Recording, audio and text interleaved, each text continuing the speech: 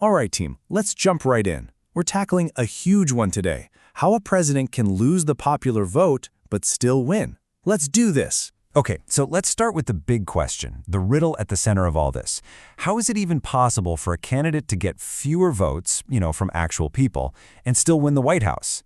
I mean, that sounds completely backward, right? Like some kind of crazy logic puzzle? Well, it's not a puzzle. It's a real system, and it has a name.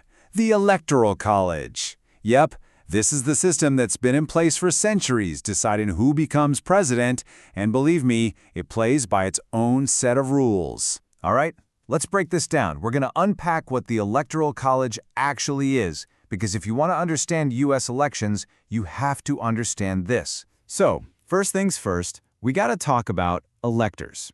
Here's the kicker. When you vote for president, you're not actually, technically, voting for the candidate. Nope, what you're really doing is choosing a group of people called electors, and they're the ones who have pledged to vote for your candidate. Okay, so how do we know how many electors each state gets? It's actually a pretty simple formula. You take the number of senators a state has, that's always 2, and you add the number of its representatives in Congress.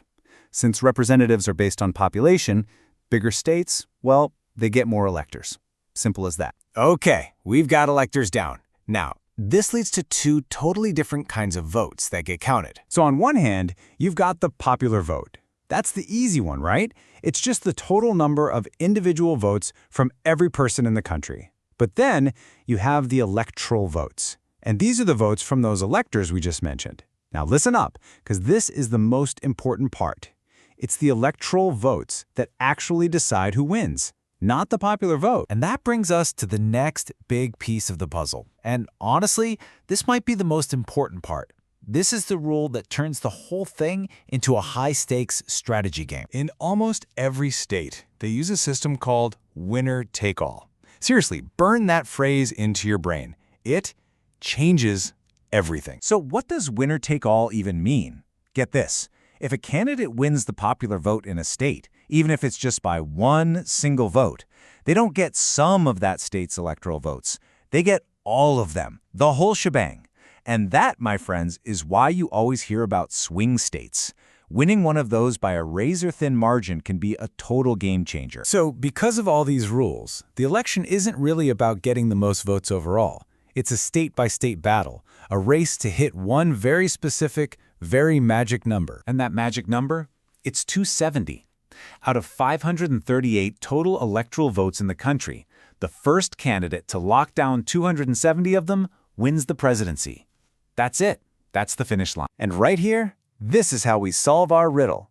Since the whole game is about getting the 270 electoral votes, a candidate can totally win by getting just the right mix of states to hit that number, even if their opponent gets millions and millions more individual votes nationwide. That's how you win the popular vote, but lose the election. Now, I know what you're thinking. This must be super rare, right? Like a crazy 1 in a million thing?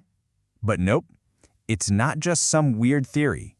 It's actually happened. In fact, it's happened 5 times in U.S. history. Yeah, 5. The first time was way back in 1824, sure, but check this out. It's happened twice in our lifetimes, in 2000 and again in 2016. So this isn't some dusty old history lesson. It's a super relevant part of how elections work today. And hey, for all of you studying for the GED, here's a little hot tip. You'll probably see a question about how the Electoral College impacts an election.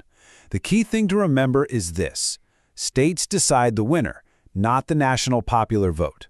Got it? All right, now it's your turn. I've got a question for you. How much power does your state have in this race to 270? Go on, drop a comment below and tell me your guess. How many electoral votes does your state have? So at the end of the day, here's the bottom line. In a U.S. presidential election, it's not just about getting the most votes. It's about who wins the map. It's all about strategy. Hey, if this explainer finally made the Electoral College click for you, do me a favor and smash that like button. And make sure you subscribe for more. Thanks for tuning in.